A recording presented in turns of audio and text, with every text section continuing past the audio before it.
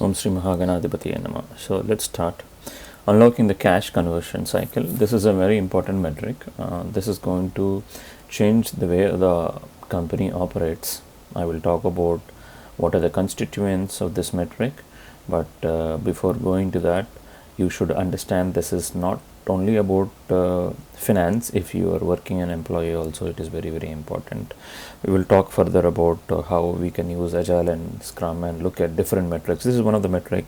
I think we will have a series of metrics how we can understand this metric, and based on this understanding this metric, how you can enhance the organization performance. Let's go. See, understanding inventory days is something like, before we go into this, as we said, like cash conversion cycle has inventory days, receivable days, and payable days. Inventory days is if you buy an inventory, how many days it is sitting with you.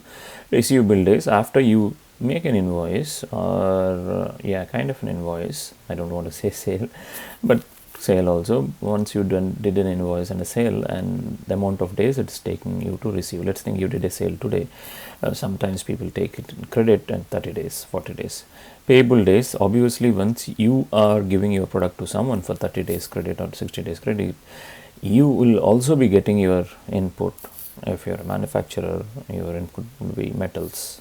When I say manufacturer, automotive manufacturer, you also have to pay them for 30 days or 60 days. So the good thing is people actually say 60 days credit, but for the payables they will say 90 days. So that 30 days they cut it off, and inventory they think that in 30 days they can clear the inventory and they will be in a profit. So we'll go ahead.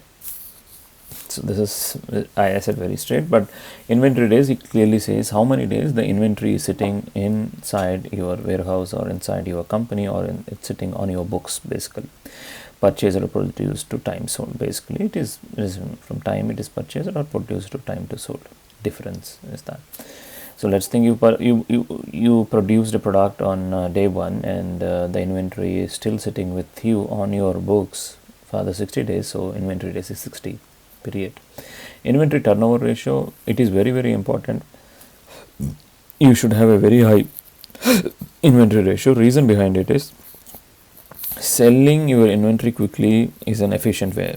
Have you ever seen a no sales company share price going up? No. Always, whenever the company has higher sales, there will be higher margins, and I don't say higher margins, but they will realize the margins, and once they realize the margin, the company will able to make money. With the same amount of money, they will able to do the inventory turnover ratio. How to increase the 10-year turnover ratio, we'll talk about later. Days sales of inventory. Days sales of inventory actually calculates the number of days inventory is held before it is sold. So how many days it is there. A lower DSI is generally more favorably indicating, so technically inventory management is good. So let's go. Understanding receivable days. After understanding receivable days and payables days, then we will understand, we will go into the formula. Cash inflow, do not think this is from a finance point of view. Think purely if you have to run a business, how you will run the business. I have seen many courses where they sell even for 1 lakh just for this core as a business analyst, how you can transform the organization using the conversion cash cycle. So this is kind of a free 1 lakh course for free, I'm saying. So pay attention. Cash inflow impact.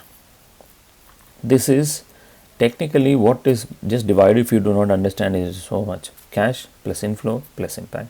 So when will the cash come into your organization? When you give something, then you have to receive something. So receive days directly affect the company's cash flow. So after 30 days you receive, that says cash inflow. Longer receivable days means delayed cash flow. So technically, based on your product, you should have a lesser cash flow when compared to your competitors. That is a good sign basically. Another key metric is days sales outstanding, DSO. After you do it sales, how many days? It's basically, it is the same receivables day, but it also gets set as DSO, days sales outstanding. Crucial assessment company effort. So receivables. Credit risk. Companies offering excessive generous credit to customers may fail. So technically what happens is, let's think if you have a 30 days credit policy, but just to acquire new customers, if you increase it to 45 days, you are losing 45 days interest, or 45 days you are allowing your customer to use your things. And some other customer identifies, hey, you give me 45, give me 60, I'll become your vendor or franchisee. So these things companies should have at any time when you do a business. It is good not to give any exceptions. Exceptions are not good in business. So let's go ahead. So that will impact the creditor. That's what. Understanding payables days. Payables days define. Payables days represent the average time a company takes to pay its suppliers. This metric is crucial for understanding a company. So if you see here, DMart is a good example, which is an Indian mega mart, or it's like a superstore in India. So what happens in this superstore is they actually give, once they receive the payments are very nice, payable days, that's what they say, but the margins are less. I understand people who are the suppliers to DMart, they said that they don't have a good margins, but still the good thing what they like is the day they have the inventory, the day the DMart has the stock in their hand, within a week or 15 days they will get what they credit, they get the money, payables. Those are payable days. So that's one good advantages for longer payable days. While it may seem counterintuitive, longer payable days, but one way you feel it is beneficial. The other way, if you see the kind of support you get from your supplier, human relations and the business relationships are more important than your finances in certain times. So when people have that goodwill, good name coming into the market, hey, this guy pays me within 15 days, technically he's making money. That's why he's so guaranteed that he will make money on your product. That's why he's giving within 15 days, and he know how to do the good inventory turnover ratio. Think how you can look things in a different angle. So calculating the cash conversion cycle, you can calculate the cash conversion cycle using the days of inventory, days of outstanding, and days sales outstanding, and days payable outstanding. See here, CCC cash conversion cycle is equal to days sales of inventory plus days sales of outstanding minus DPO, that is days payable. Technically you have to pay out, measure the average time it pays to your suppliers. Obviously you have to pay to your suppliers, whoever is suppliers.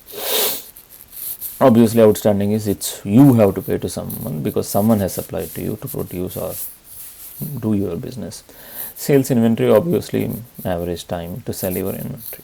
This is because this has to be, let's think why we say average, because if you have 5 products, you have to take the 5. One product is going in 1 day, another product is in 100 days, another product in 50 days. So technically take divided by 3. If it is 5, take the how it is going, how quickly it is going. So that's why anytime when you're in a fresh produce business, you have to be very careful because your inventory has to be managed. If your inventory is not there, if the customers might not getting what they are liking, then you will be in a problem.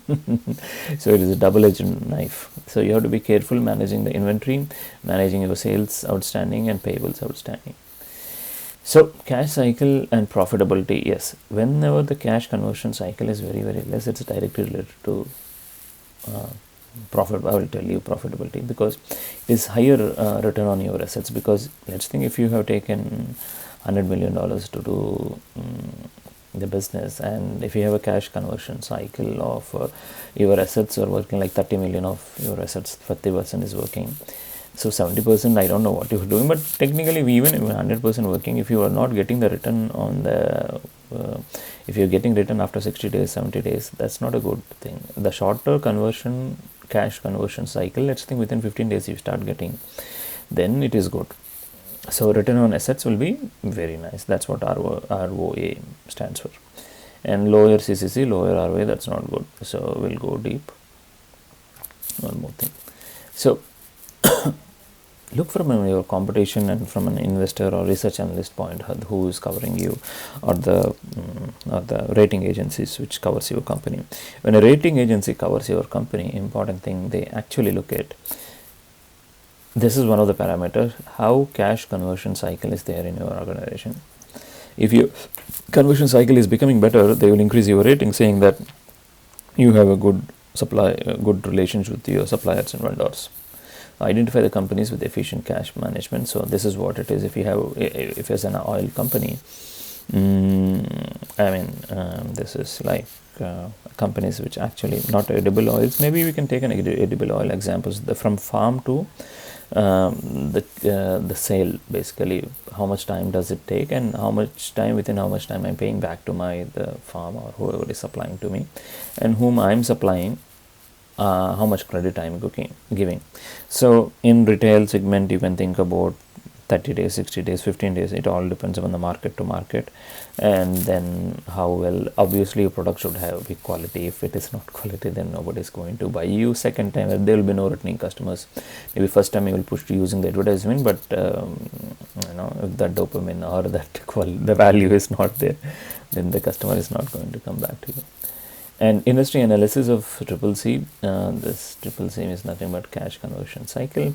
Retail industries typically have a shorter due to the fast inventory turnover. That's one good thing, but not in all retail. But some retail company produce, and normal superstores, they will have a good. And manufacturing companies, which actually like they have a complex supply chain, they say it's a complex supply chain, but when you reduce the complex supply chain, this is where the the entire presentation, if you want to learn something, this is where if you reduce the supply chain gaps from the time period, all those point of view, you will definitely have a good process. I would say, like, you will have a good opportunity to get a job also. You propose a good cash process model which reduces the cash conversion cycles. You have a very good job. I'll talk about more detail later. Identifying red flags. Increase cash conversion cycles. Whenever cash conversion cycles are increasing in an organization, in sense, in an annual report or a balance sheet, they say like last quarter it is 10 days and now it became 40 days, then it is a red flag. Why it has increased? Then you have to go little deep. Cash conversion cycle with industry average. So industry average is 15 and your cash conversion cycle is 30. It's almost 100% more than. So you should also look, this is a red flag. Deteriorating inventory turnover. Technically, inventory turnover ratio is around maybe per month, or maybe in 2-3 months once one turnover, maybe whatever you have inventory within 30 days you are clearing. So in 12, that is almost like in a year you can do 12 times. But if suddenly one quarter you did 3 turnover ratio, another quarter you came down to 1, that is kind of a very good red flag. So look at this increasing cash conversion cycle and industry average and deteriorating inventory turnover. Cash cycle improvement strategies. So this is one thing. Inventory management, if you use the technology appropriately and using like just-in-time Japanese models, I mean it's like agile models, which minimizes inventory levels by receiving goods only when needed. So technically, I have worked in retail, very big super retail. I don't want to say that. What I have seen there is, let's think a brand for X brand actually is giving you 100 products in a store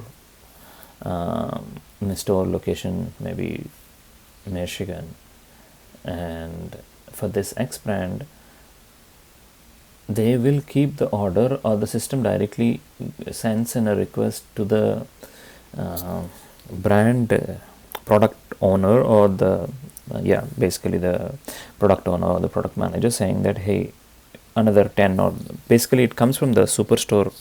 I don't think we have a superstore. There used to be a superstore layer also, but that's been removed because the supply was very, since the product was selling, there is a direct message to the product manager saying that we just have another 20 in the superstore XYG.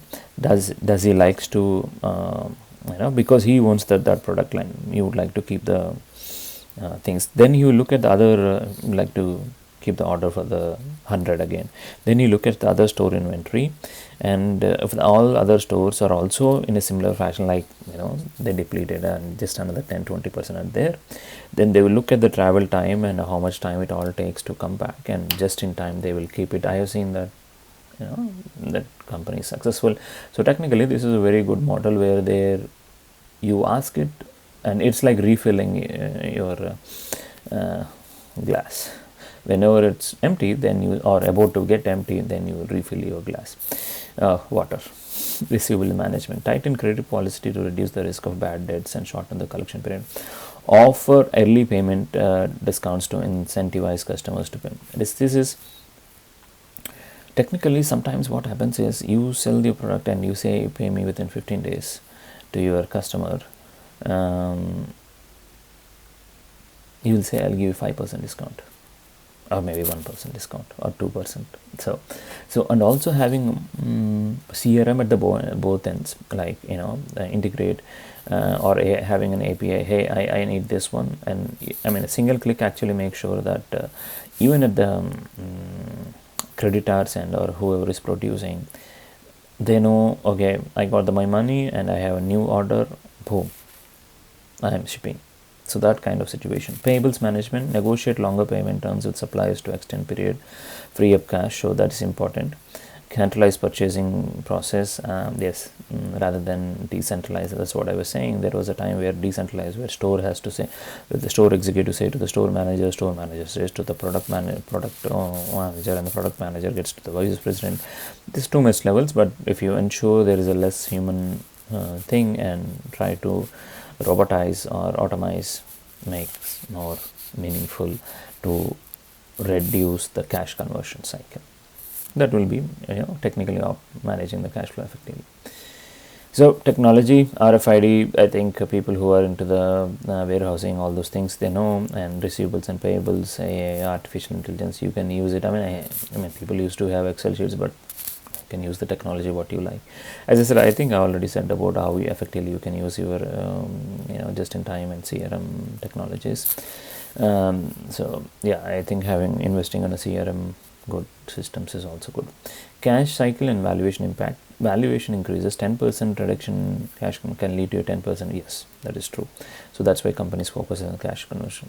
Cash stronger potential attracts. I think the video is exceeding 17 minutes. I will not go further.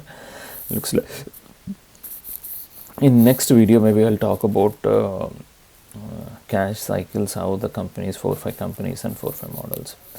And yeah, example, inventory days 60, receivable days 45, payables days 30.